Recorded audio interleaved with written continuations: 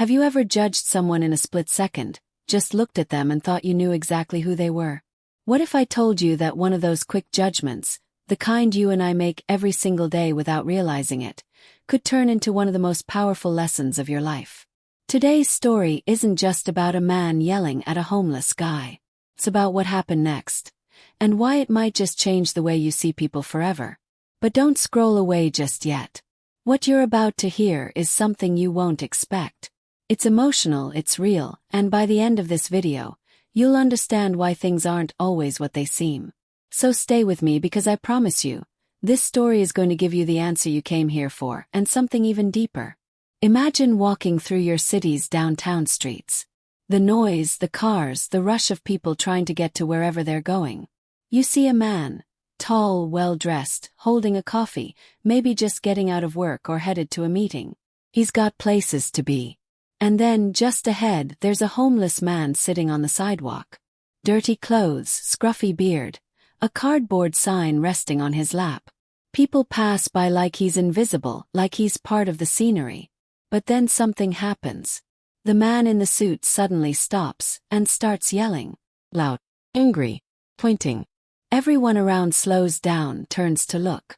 The homeless man barely flinches. And in that moment, something breaks the rhythm of the everyday. That's where our story begins. Now, I want you to really think about this. Put yourself in the shoes of the people watching this unfold. You see a guy yelling at someone who's already down on their luck.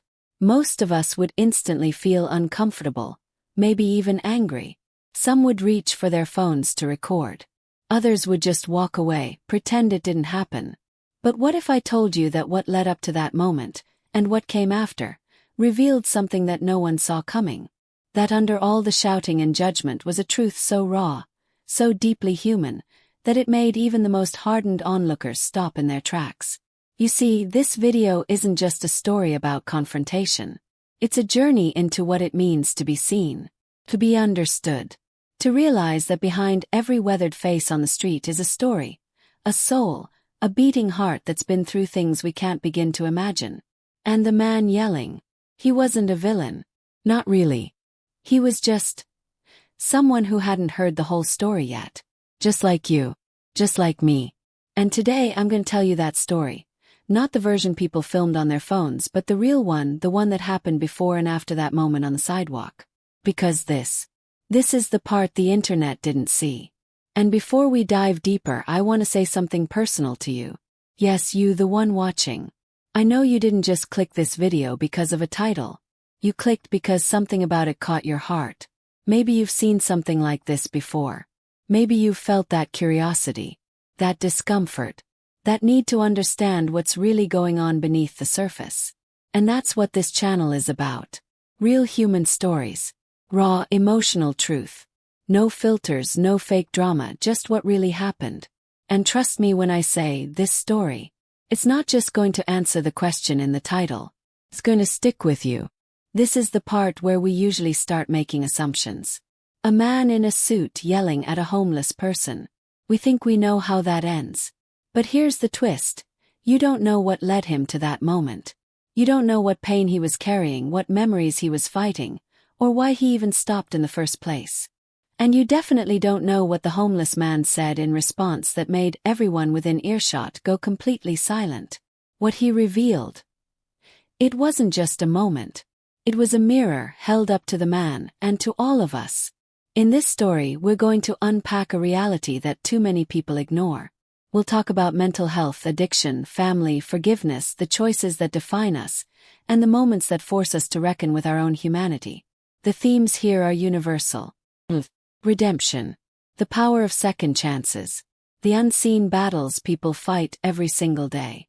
And we'll explore how one man's outburst on a street corner led to a life-altering discovery that changed more than just one life.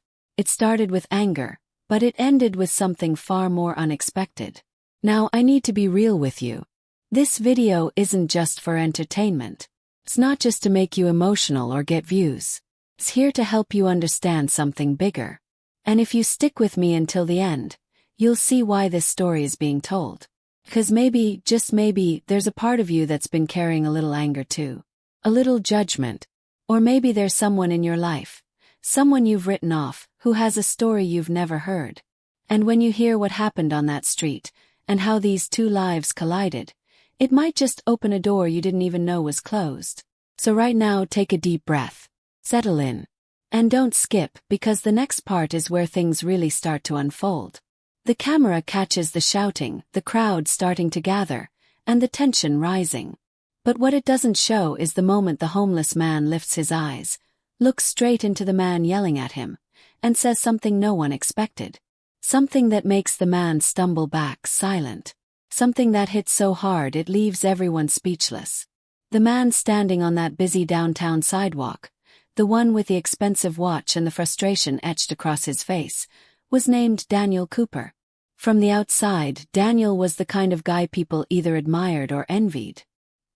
He had a sharp suit, a well-paying job in corporate sales, and a social media presence that painted a perfect picture.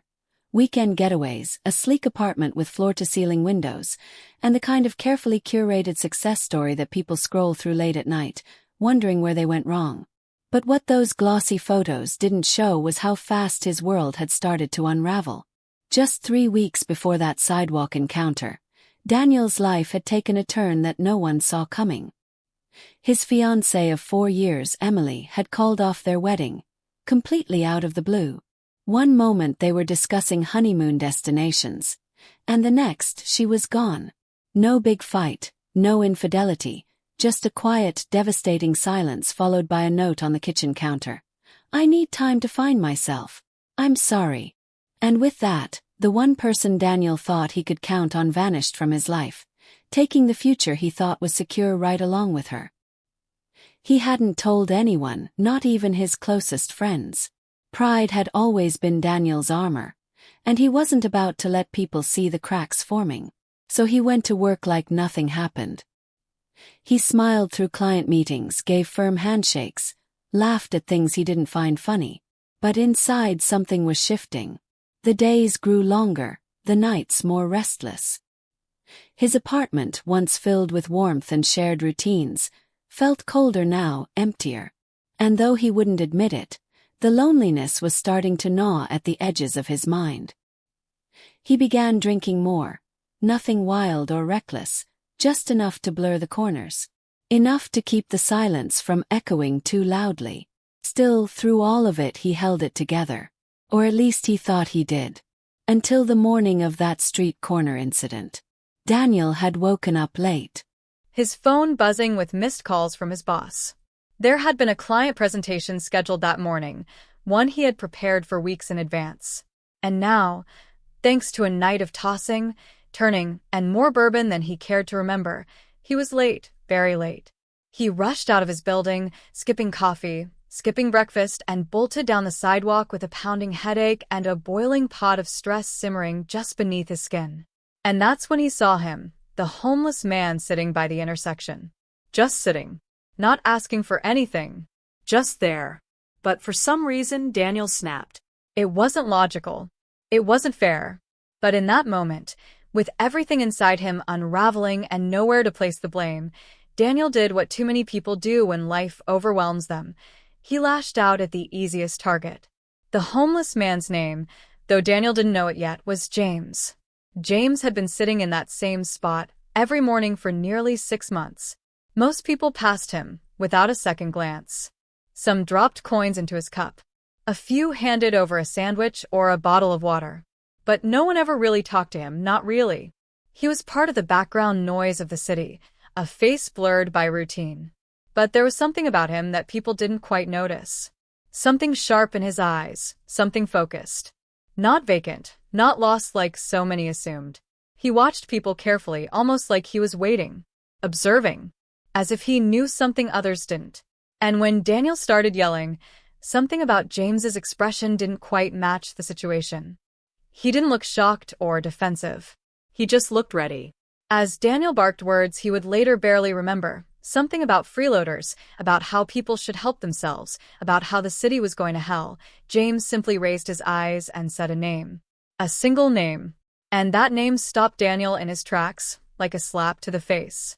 Not because he recognized the man, but because he recognized the name. It was his mother's. A name he hadn't spoken aloud in over a decade. A name that didn't belong in this setting, on this street, in the mouth of a stranger. And yet, there it was. Spoken calmly. Deliberately. Like James knew it would land like a bomb. That moment, just 5 seconds long, was enough to drain all the heat out of Daniel's rage.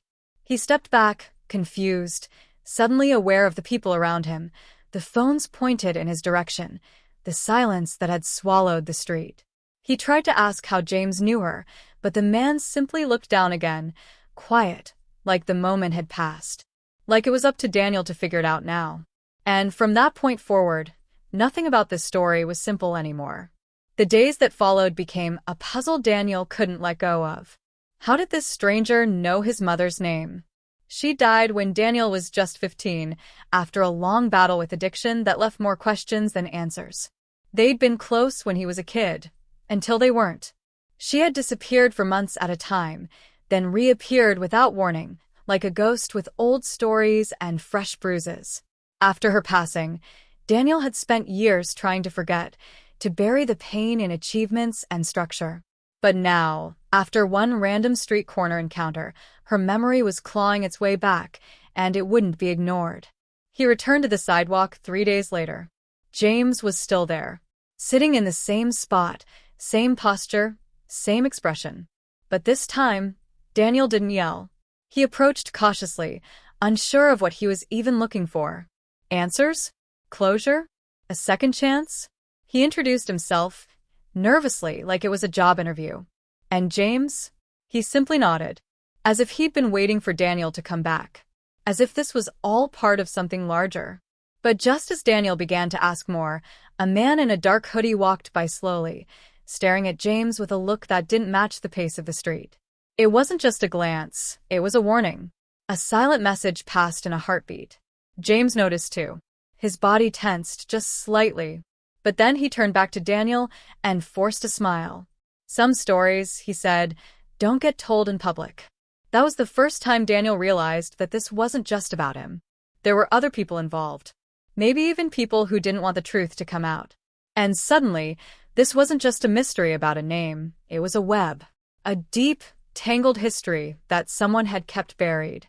And maybe, just maybe, it was about to surface. But before Daniel could ask anything more, James stood up for the first time. And what Daniel saw then, hidden under the worn jacket and ragged jeans, was something even more startling. A patch sewn into his shirt. A patch Daniel had seen once, long ago, in a box of his mother's things. A symbol from a rehab center she'd once stayed in. One that was shut down years ago after a scandal no one ever talked about again. And that's when Daniel knew this was much bigger than a street argument. Daniel couldn't shake the feeling that this wasn't just about coincidence anymore. The symbol on James's shirt, the worn patch from a rehab center long shut down under a fog of legal trouble, was like a key turning in a lock he hadn't even known existed. Something about it pulled at a distant, disjointed memory from his teenage years, one he had spent years trying to block out. It wasn't just that his mother had been there, it was that she had left something behind. Something unfinished.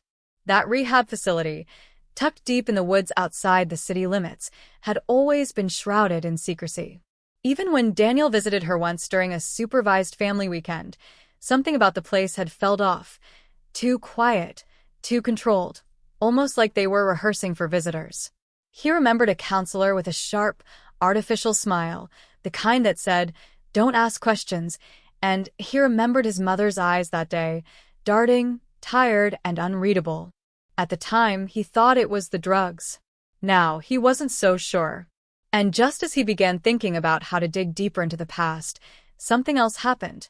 Something that would complicate everything in ways he couldn't have predicted. His younger sister, Lily, called him out of the blue. She was crying. Not the soft, emotional kind of crying Daniel remembered from their childhood, but something jagged, panicked, and raw. She lived 2 states away, and they hadn't spoken in months, maybe longer. Life had pulled them in different directions after their mother died. Daniel had buried himself in control and ambition, while Lily had spiraled, bouncing between jobs and relationships, searching for something stable but never quite finding it. But now she was calling him in the middle of the night with shaking hands and a voice that barely held together long enough to say what she needed to say. She told him she'd received a letter. No return address, postmarked from a small town they hadn't heard of in years. Inside was a single piece of paper. No explanation, no signature, just a black and white photo of their mother standing outside that same rehab center. But here's the twist. She wasn't alone in the photo. Standing beside her was a man neither of them recognized, with his arms slung protectively around her shoulders. And in the corner of the photo, scrawled in handwriting that looked disturbingly like their mother's, were the words, "He knows everything. Don't trust anyone." Lily had no idea what it meant. Neither did Daniel. But something about the picture felt wrong, like it had been taken without their mother's knowledge. Her eyes looked hollow, almost scared. And the man in the photo had a familiar presence Daniel couldn't quite place. But what chilled him the most was that handwriting. If it really was their mother's, that meant she'd written that message long before her death. Which meant she had known something. Maybe something dangerous. Something she never got the chance to explain. And if that was the case, then maybe her death wasn't just the tragic result of addiction like everyone had always assumed. Daniel began to feel the walls close in. He didn't know who had sent that photo to Lily or why they'd waited all these years. Was someone trying to warn them? Or was it a trap, a way to lure him back into a past he'd worked so hard to escape?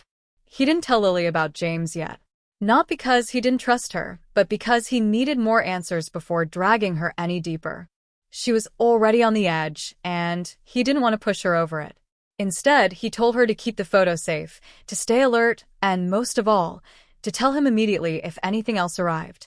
Back in the city, Daniel returned to that same sidewalk corner the next morning. James was gone. No blanket. No backpack. No trace. As if he'd never been there. That's when Daniel's stomach dropped. It wasn't just the empty sidewalk. It was the feeling that someone was watching him.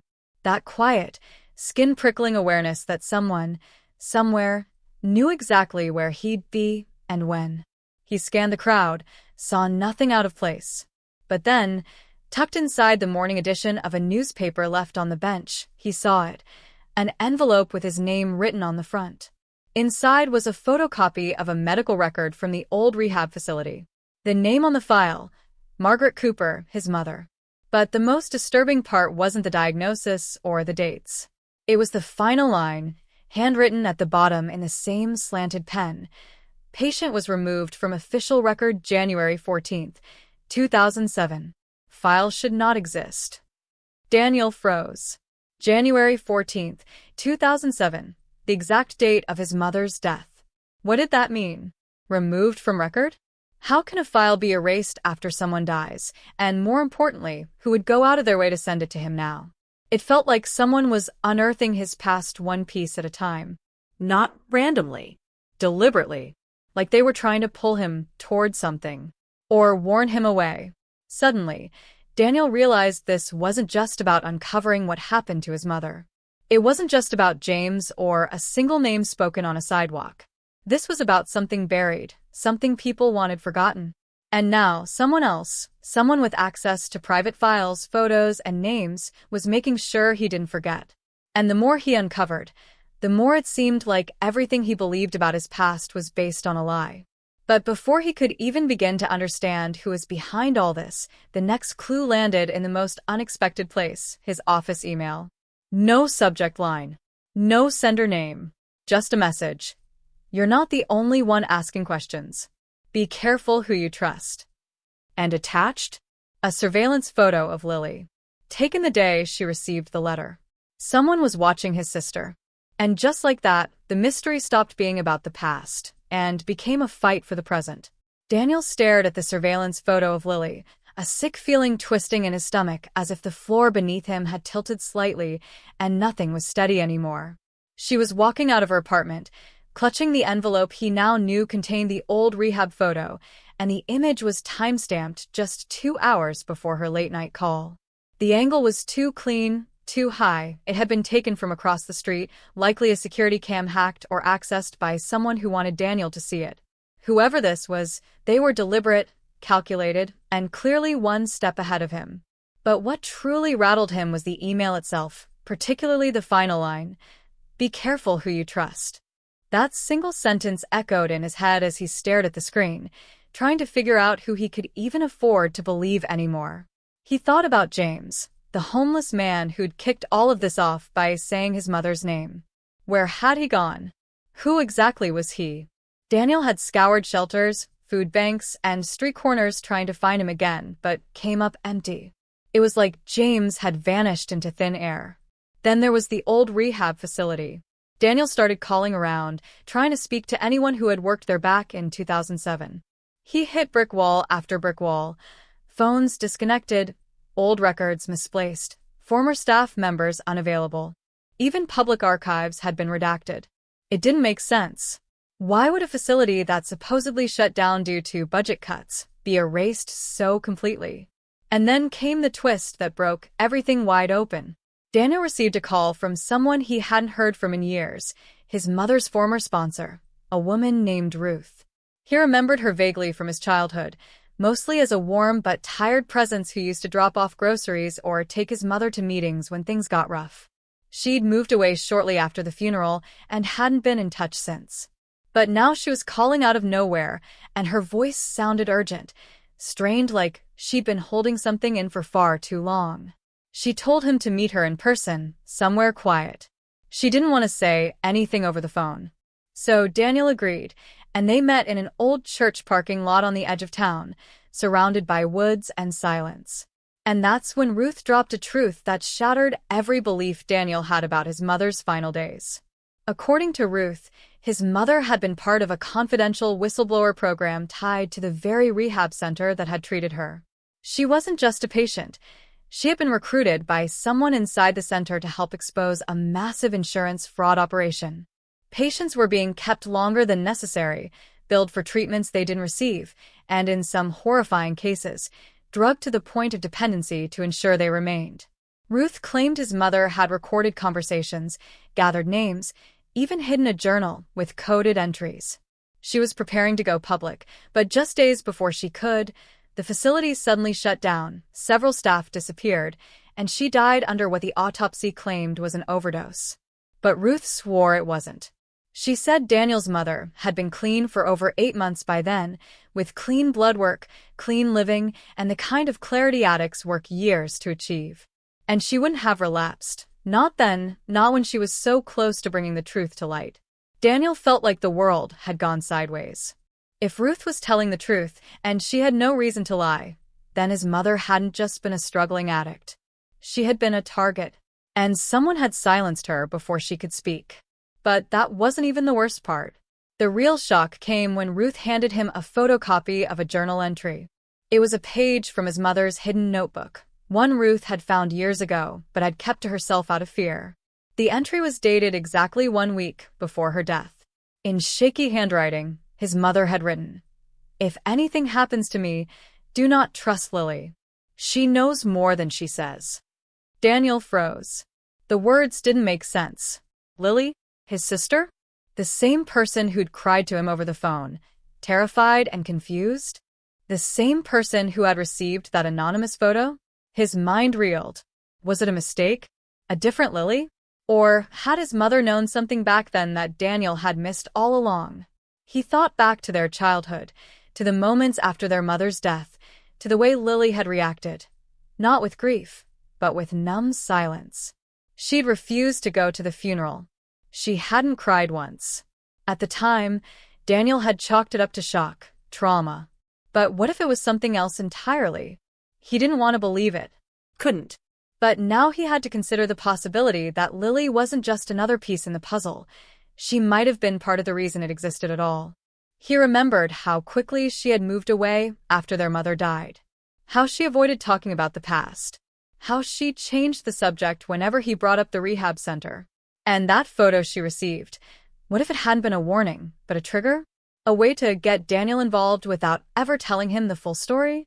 As he stood there in the cold, photocopied journal page trembling in his hands, everything started to shift.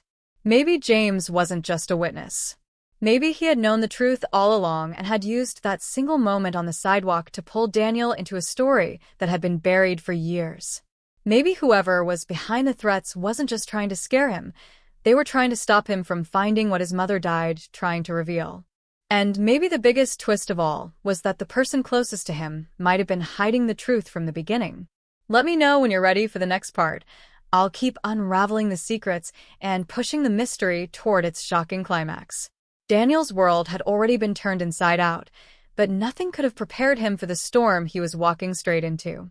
The journal entry from his mother had dug a hole deep in his chest, one that seemed to pulse with dread every time he thought about Lily. For days, he tried to convince himself it was a mistake. Maybe she was caught in the same trap he was. Maybe his mother had written that line in fear, not clarity. But the questions wouldn't leave him alone. Why had Lily gone completely off the radar after their mother's death?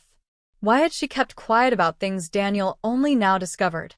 Why did it feel like every conversation they'd had since reconnecting was carefully edited, like she was always holding something back? He finally couldn't take it anymore. He called her. No answer. Texted. Nothing. And then, later that night, she messaged him. We need to talk. But not over the phone. You're being watched. That message hit him like a punch. Because if she was being watched, that meant he was too. And if she knew about it, what else did she know that she hadn't told him?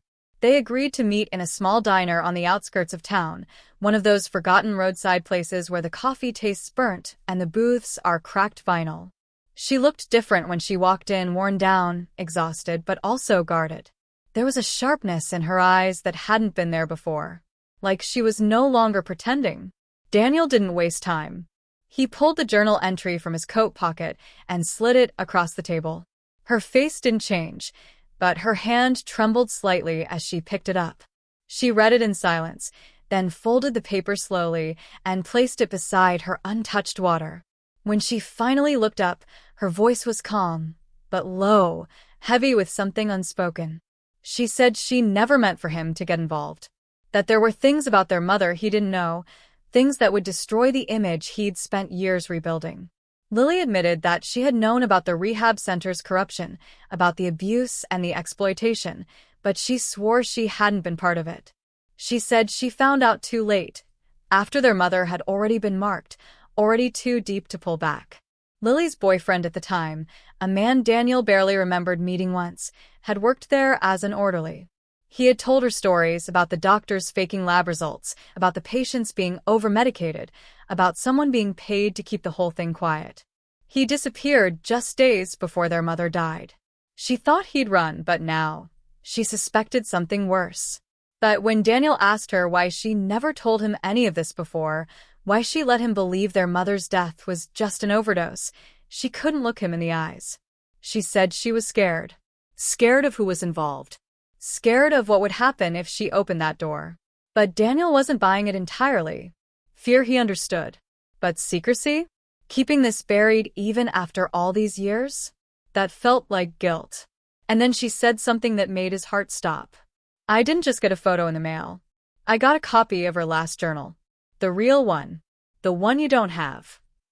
Daniel felt the air drain out of the room. That meant Lily had more than she let on. She'd been holding on to key evidence, something that might have explained everything, and she never said a word until now. When he asked her where it was, she hesitated. Then she told him the truth. The journal had been stolen. A week ago, right after she received the photo. Someone broke into her apartment and took it. No signs of forced entry, no prints, just a clean sweep. She hadn't gone to the police because she knew they wouldn't believe her, and worse, she wasn't sure who she could trust anymore. She said that whoever was behind this didn't want the truth exposed, and now that Daniel was getting close, they were tightening the noose. That's when Daniel realized the choice he had to make, and it wasn't one with a clean answer. He could walk away now, let the ghosts of the past stay buried, protect what was left of his safety and sanity. Or he could keep digging, even if it meant confronting the possibility that someone he loved had played a part in something unforgivable. Even if it meant risking both their lives. Because now, the stakes weren't just about answers, they were about survival. And just as he sat there weighing the impossible, the waitress dropped off a note with his coffee. Handwritten. No signature. Just one line. Go home now. You have 1 hour before we take everything.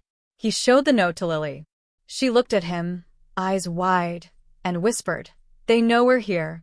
And right then, in that quiet, creaking diner, Daniel knew there was no turning back. The trap was already closing.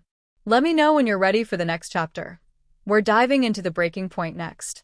Daniel drove like he was racing time itself, tires slicing through puddles on the slick pavement as rain fell in erratic sheets. Lily sat beside him, pale and silent, gripping the edge of the seat with white-knuckled fingers. Her phone had died an hour ago, and his was suddenly refusing to connect to any signal. The note from the diner was crumpled in his jacket pocket, but it felt heavier than steel. "Go home now. You have 1 hour before we take everything." It kept echoing in his mind like a ticking clock. But going home wasn't an option anymore. Whatever was waiting there wasn't just a warning. It was a trap. Someone had been watching him for days, maybe longer. And whoever they were, they had eyes everywhere.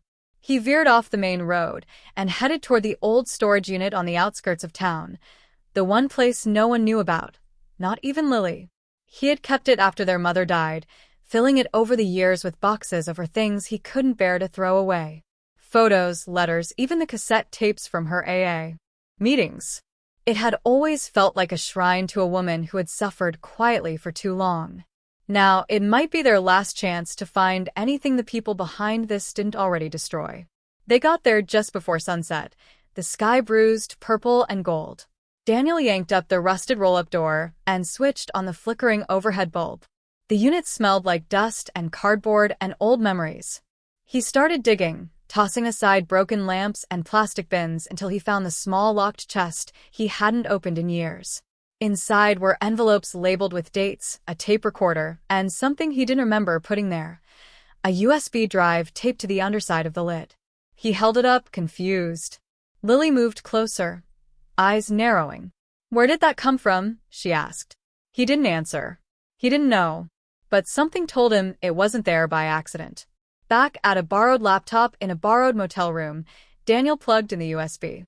The files loaded quickly, videos, audio logs, scanned documents. He clicked on one titled redacted, file_3.mp4. The grainy footage showed a conference room for people seated at a table, a doctor, a corporate exec, a city official, and Daniel's stomach twisted, a younger version of Lily's old boyfriend, the one who worked at the rehab center. They were discussing containment strategies, financial projections, and something they referred to only as the quiet program.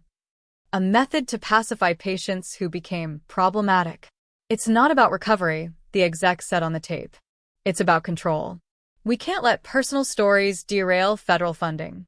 If someone talks, they disappear. End of problem." Lily turned white. She backed away from the screen, muttering, "No, no." He said he was trying to expose it. He said he was scared. But Daniel didn't move. He couldn't. Because in that moment, everything finally snapped into place. His mother wasn't just collateral damage. She had been a threat. A whistleblower with proof. And someone on that video had made the call to silence her. But then came the second shock. An audio file titled Final_meeting, Wave. Daniel hit play.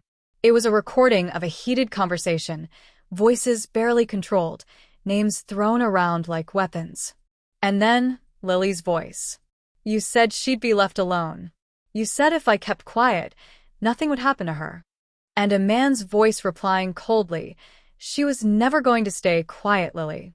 And neither are you if you don't start acting smart." Daniel's ears rang. His heart felt like it had dropped through his chest. He looked at Lily, but she was already crying, her hands covering her face. "I didn't know they'd kill her," she whispered. I thought they were just trying to scare her." She tried to explain.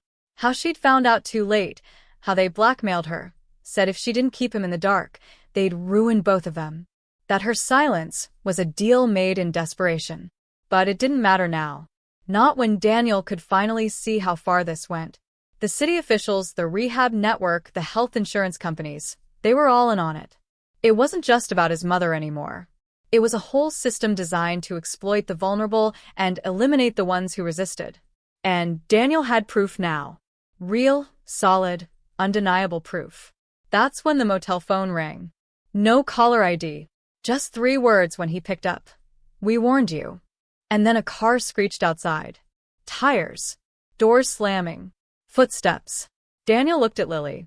She looked at him. There was no time to argue, no time to blame or explain. Only one choice: run or be erased. The conspiracy wasn't just real, it was alive. And it was coming for them. Let me know when you're ready for the final act. Everything's about to explode. The wind howled through the abandoned hospital corridor like a wounded animal, and every step Daniel took echoed like a gunshot in the stale, rotting air. The place had been closed for over a decade, condemned and forgotten, but it was the one location that kept popping up across the files from the USB drive, the original site of the so-called Quiet Program. This was where it all began, and somehow it had never been touched. No news articles. No police records. No cleanup. It was the perfect hiding place for whatever secrets they still didn't want exposed. Lily trailed behind him, flashlight clutched in her hand, eyes darting nervously down each hallway as if the walls themselves might reach out and swallow them whole. They had driven all night, changing cars, dumping phones, ditching everything traceable. The files had already been uploaded to an encrypted drive, scheduled to send automatically to media outlets, investigators, even whistleblower forums. But Daniel wasn't content with just sending the truth out into the world. He needed answers. He needed to face whoever had orchestrated his mother's death, whoever had turned Lily into a pawn, whoever had sent that threat to his motel and tried to erase the only family he had left. The deeper they went into the hospital's underbelly, the more it became clear that this place wasn't just a relic, it had been kept hidden on purpose. Offices still had power. Files hadn't been shredded. It was like someone had left in a hurry and never came back. They reached a locked door marked "Restricted, Staff Only." Daniel forced it open with a crowbar they'd brought from a gas station tool rack. Behind it was a wide room lined with filing cabinets and medical records. But what caught his attention wasn't the paperwork. It was the glass wall at the far end of the room. Behind it stood a man in a charcoal suit, standing perfectly still, like he'd been waiting for them all along. His face was eerily calm, like he was watching an experiment unfold. And when Daniel stepped into view, the man smiled. "I was wondering when you'd finally make your way here," he said smoothly. "Your mother always was persistent. I see it runs in the family." Daniel froze. That voice, he knew it. Not from a recording, not from a file, but from his childhood. This wasn't just some faceless executive. This was Dr. Calvin Mercer, the man who had run the rehab center all those years ago, the one who had visited their house more times than Daniel could count when he was a teenager. His mother had called him a friend, a savior. But now, standing here, Daniel saw the truth. He wasn't a healer. He was the architect of the whole damn lie. Dr. Mercer gestured for them to come in, as if he was hosting a tea party instead of a confrontation.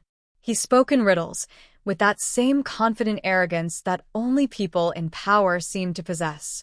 He talked about how the Quiet Program was a necessity, how addicts were unpredictable, unstable, and, in his words, unprofitable unless properly managed.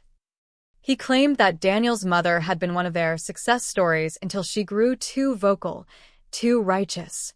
She had discovered that they were falsifying clinical trials, fabricating patient progress reports, and using high-dose sedatives to subdue anyone who might speak out. And when she refused to keep quiet, they branded her as unstable. A threat.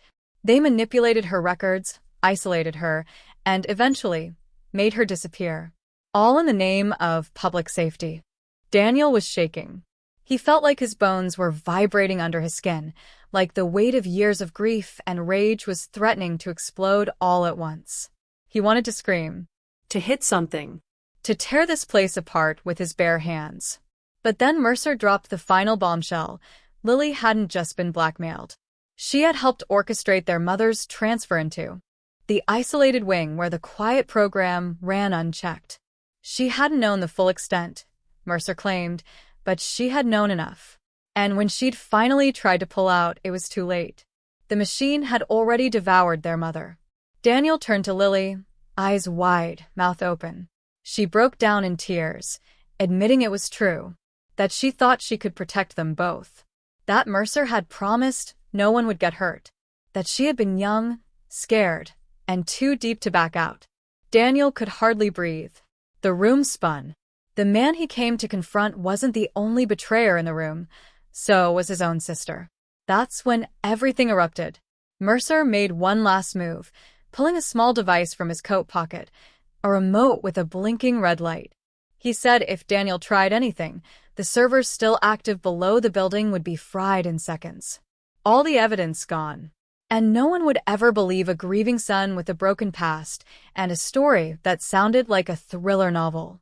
But Daniel had already counted on that. While they were on the road, he had passed the USB to a stranger in a diner, a journalist who owed him a favor from years ago. The files were already out in the world.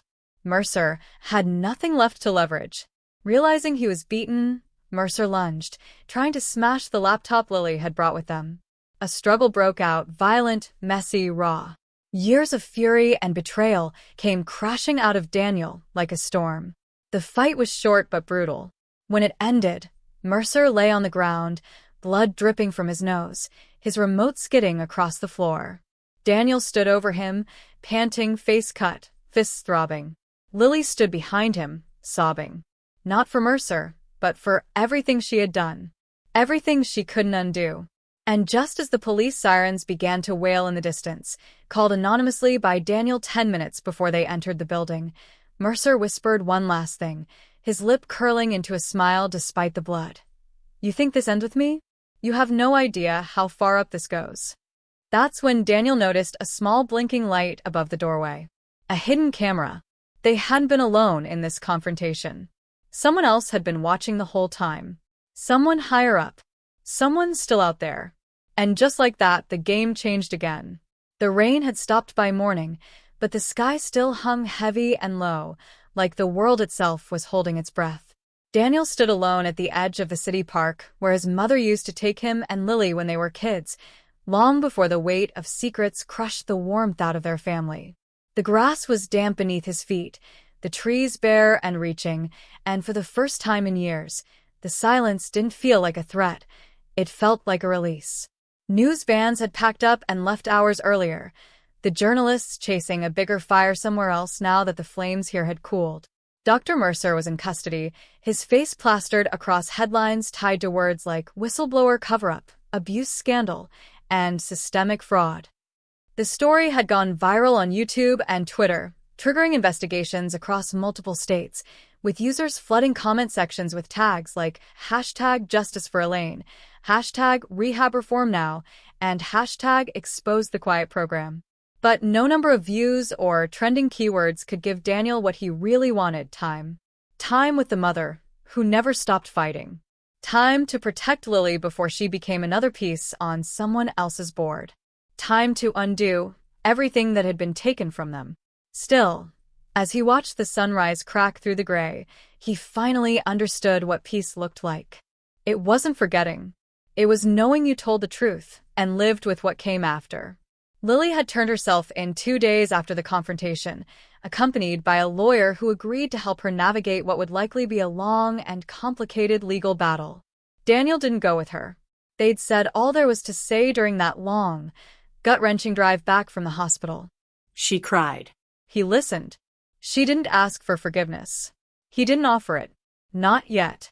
But there was something in her eyes, raw, stripped down, desperate to be human again, that made him believe she was ready to face the consequences. And that had to count for something. People online had already started to turn her into a scapegoat, digging up photos from her college days, labeling her a traitor or a victim, depending on the mood of the algorithm. Daniel hated all of it. The black and white narratives. The obsession with making someone either a hero or a monster. Real people lived in the gray, and no trending hashtag could tell the whole story. The files from the USB were now in the hands of federal investigators. Senators were demanding hearings. Class action lawsuits were forming across the country. The rehab system that had swallowed his mother whole was finally under a spotlight it couldn't escape. But Daniel knew better than to believe in perfect endings. Mercer had been right about one thing: this went higher. He could feel it. That blinking red light in the hospital had confirmed it. Someone else had been watching. Someone who still hadn't been named. Someone who had let Mercer fall so the rest of the machine could keep running. And that meant the fight wasn't over. It was just on pause. He reached into his pocket and pulled out a folded letter, the one his mother had written but never sent, hidden in the chest beneath layers of files and guilt. It was addressed simply to my kids. Inside, she wrote about how proud she was of them, even when she didn't know how to say it. How hard it was to stay clean when the system around her treated sobriety like a commodity instead of a lifeline. She didn't ask for pity. She asked for truth. For them to always choose truth, even when it hurt. Especially when it hurt. Daniel had read it so many times the paper was soft and worn at the edges, but today it felt different. Today it felt like a call to action. He walked to the small memorial he'd built beneath the tree, where she used to sit with a book in hand, watching them chase kites and laugh without fear. A photo, a candle, a lock of her hair Lily had saved. He placed the letter there, weighed down with a stone, and closed his eyes. This wasn't closure. It wasn't justice. But it was the beginning of something better.